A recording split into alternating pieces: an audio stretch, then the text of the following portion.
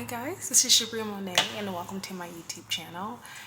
This is where I pretty much talk about my spiritual, physical, mental process getting into vet school.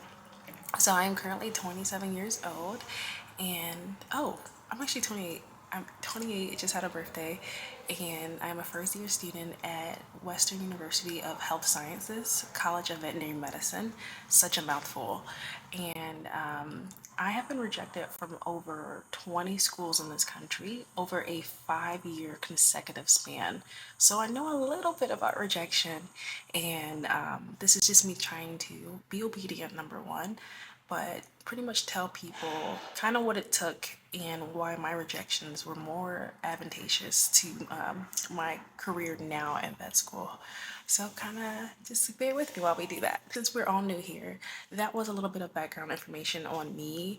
I was a veterinary technician or veterinary assistant, not licensed, and I also did a couple of other jobs with that. So occasionally more than I would like, but I did Amazon delivery.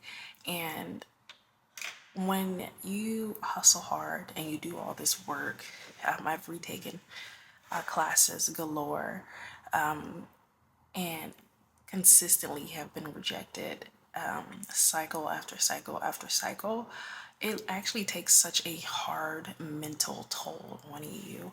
And so what I want to do from a different angle today is more so give you one practical way of putting yourself at a bit more advantage, reapplying this coming cycle, and two, give you more of a mental way of kind of pulling yourself up by the bootstraps, if you say.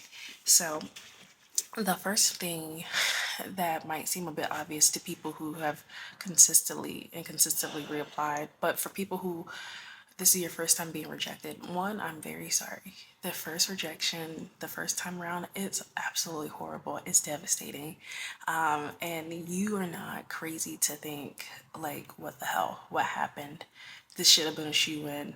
I have had friends who had 3.9 GPAs and have been rejected. It is not something that you should beat yourself up over. And I'm not saying that if you have a 2.9 GPA, which is where I was at, that you also should expect rejection. That's not what I'm saying. I'm just saying it's like luck of the draw. It's so many factors that you shouldn't just like pinpoint you not having a competitive GPA on. And so that kind of goes into my first point. If you're like me, at least on the first round, you've applied to maybe 3 or 4 schools. I did St. George's, Virginia Tech, Tuskegee. That was my number one school. And there was another school I applied to. I live in Virginia, so Virginia Tech made a lot more sense. And Virginia Tech / Maryland is what they call it.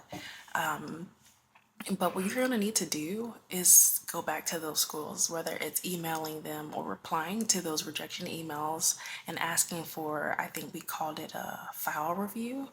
And what some of them will do, a file review is them going over your file and pretty much saying, this is why we thought that you weren't a good candidate this cycle. And what I'm saying to you is it's gut wrenching because it's like you going back to the schools and you have to put that pride down, but you're like, hey, why not me? And it could be for a variety of reasons. Some schools weigh academics way higher than they let off. Some might seem like they're holistic and they're not really holistic if your grades don't meet a certain standard. But some schools weigh academia a lot higher than your extracurriculum. Some schools weigh your extracurriculum activities is just the same as academics. So you have some people who have very high GPAs, but they didn't do anything outside of that. They only studied and they have nothing to show that they're well-rounded or balanced. And some schools, you wouldn't know that unless you ask them. You have some schools that are more wanting you to have a bit more research in your bag than another school might. Some schools are more heavy on the small animal experiences or well-rounded. So because there's so many factors that each school has for their own school, their own standard, what they weigh more than others. It is so important for you to go back to those schools, the ones that rejected you, and see kind of what they want from you. You will have some schools that kind of give you a general response. It's not you, it's me type energy. Like you have the extra curriculum, your GPA is competitive enough, and you still didn't get in. Still ask those schools. Still ask those schools. It's still very important, especially if it's one of your number one schools. Virginia Tech, Maryland was one of my top schools. Like I said, I was in Virginia, so in-state tuition was key, y'all. It was key. But you have some schools where they're paired with other states. So Virginia, Maryland is with Virginia, Maryland. So there are certain seats where they have for Virginia students and for Maryland students. There are a lot of veterinary schools like that. There's not really a lot in the United States. And so I don't have too much insight on the out of country universities outside of like St. George's and Ross. But some of your United States schools are paired with other states. And so there are a lot of aspects to consider. And it can get a bit overwhelming. I'm not saying that, but these are things to consider, especially when you're reapplying. Does this school weigh academics a bit higher? Okay, well, if you're at like a, 2.8 like me, you don't want to, and your limited resources. I'll say that too. If you have enough resources, and I'm talking finances, to keep applying to schools, which I did not at the time, the first 3 or 4 rounds, sometimes you do kind of have to make that decision where, okay, my GPA doesn't seem competitive enough for this particular school. They weigh academics very, very high. They're like your Davis. They weigh this really high. I probably, because I'm limited with my resources, let me apply to a school that maybe weighs extracurriculum activities a bit more. I'm really good on that. Or people who you've heard say, okay, the interview process was very holistic. So for me, I never even got past the up until now, I never got to the interview stage for any of these schools, because academics was such a large issue or a large weight, and I truly was not competitive enough. It was how I was studying, which we can get into honestly now. If academics, if you aren't like top tier in your standard or just a competitive standard, I think most of the schools average around 3.6 for being considered competitive. And you're 3.0, you're 3.1, 3.2. Honestly, do not let that stop you. I've had people tell me, "Oh, you're definitely not getting in." I was a 2.8, I believe, and this is me starting. I worked my ass off retaking courses, one that weighed more on my GPA. So those science courses, organic chemistry, y'all, organic chemistry, your physics, all of your STEM courses, the courses that tells the schools that they can handle the rigorous workload of med school. Those classes, if you had your C's like me, these are the classes you have to retake. And I know for a fact these retaking these classes are expensive. So that it came to a point for me that retaking my classes didn't make financial sense. So majority of the time when I retook my classes, I was still in university, so I still had financial aid to help me on. But if you are one of those people, I think around my year 4 or 5 of applying to vet school, I was out of school and you didn't have financial, you had to get it how like out of pocket. These are things to consider. So if you're still in school, retake them. If it's a debt issue, mentally, it depends on how bad you really want this. Me, I was like, this is what I believe I'm supposed to be doing. God hasn't told me to not do this. So I'm going to keep going forward. So that's what I did. I just retook the classes and put it on my financial aid. And then when I didn't get it again and I was out of school, I hustled. I paid out of pocket, and at some points I was staying with my dad, and some points I was doing it by myself. And y'all, I'm telling you, it's hard, and you aren't crazy thinking, is this worth it? And like I said in the first video, you don't really have to know. You don't have to know. I didn't know. After you get rejected so many times, everything doesn't really seem worth it in the same way anymore. But again, practically what you need to do, go back to those schools and say, hey, I am really grateful for this opportunity to communicate with you all. Is there any way we could do a file review on my application so that I'm a better applicant going forward? And they'll give you a time, or they'll send you an email. And legit, I think it was Kansas, legit broke down. They had one of the best reviews. They broke down every part of my application, and your GPAs here. Here are the GPAs that we considered coming into vet school. Your extracurriculum is here. Here are, some things that you could do to better your application. For me, because of how I was studying, I only studied. I didn't really have a lot of extracurriculum anything. I studied, I went to work, studied, went to work. So those experiences that I had really helped my application. Sorry guys, let's see if I can get this back on. They really helped my application. But you are not alone if you don't have, sorority fraternity that you're a part of, which I'm not.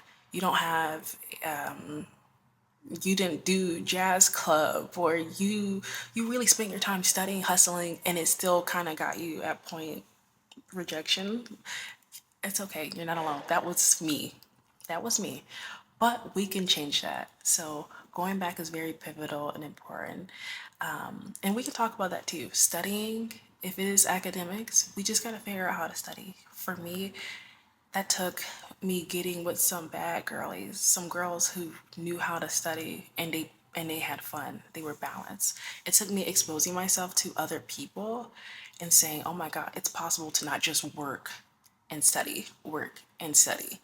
And being around women like that was so pivotal for my the change that I had made academically, because it showed me that I really wasn't studying effectively. And for me, even now, I'm having to relearn it because the program is so rigorous. But you're not crazy. You're not alone. You've done what you can. Don't be so hard on yourself, which kind of leads me to my mental part of this video. I crashed out when I got my first rejection the first time. Then second, third, fourth. Like I said, I have been rejected from vet school 20 something times. So after making me like number 10, I had a cycle where I applied to 10 schools and I got rejected from all 10 of those schools. So when you get that back to back, wanting to reach out to the people who gave you recommendations and say, hey, every year, hey, like, I need you again. Oh. Getting past that pride. What I realized in those moments is that I equated my value, my acceptance of that school with my value. So every time I got rejected, it felt like it was a rejection on me as a person. And what I'm trying to tell you is your rejection is not a reflection of your value. That is not true. And you will run yourself insane believing in that lie. Because what we tend to do as humans is just, here are my insecurities. Here's the proof to support my insecurities, and then we run with it. And everything from there, it's a spiral. I mean, there are some people who've known me during those seasons of my life. I was the worst worker. I had no self confidence. I had no value. Everything was crashing. I was eating all over the place. I mean, and I love me some cookout. I was eating Y'all, do not equate your value with your rejection. It's not true. Where's that Michael Jackson thing? None of it's true. It's BS. They made it up. It's simply not true. None of it's true. And that is the truth. Like, there's this process, and I don't know if you believe in God, but I told y'all, I do. There's a process that He's taking you through with these rejections, and it doesn't make any sense while you're getting rejected. No sense. It's like, sir, you could have taught me this lesson in a less expensive way, a less mentally crippling way. There's a lot of ways I would have rather you taught me this lesson. But there's a process that is so beautiful that you go through these rejections. And for me, it was how to deal with stress in a healthy way. And I wouldn't have known that if I didn't get rejected. I would have ate my way through vet school. I would have ate my way through I would have cried my way through. I would have done all of the worst things of coping with stress in the worst way possible. And so this is not the end of you. Vet school is not your life. If you talk to veterinarians, just another thing. Majority of the veterinarians you'll talk to, hopefully, I mean, hopefully not. Maybe this is just my experience. Aren't necessarily the happiest with their life, aren't happy with how vet medicine is treating them, and all these very valid things. When you look at that, you need to come to terms with yourself and say, man, I cannot make vet school my life. Just like undergrad couldn't be your whole life, you have to find that balance, because when you put everything on this one thing, and believe me, I know, vet school for me is I'm the first in my family. It's gonna help me with a bit more financial freedom than anybody in my family and I have ever experienced. It is heavy. It is something that could change your life for the better.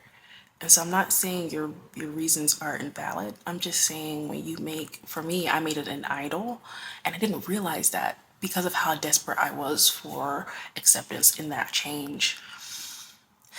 If you know anything about God, He does not, that's not His thing. And He loves us through these processes. And so you have to figure out how to love yourself through this process. You're not dumb.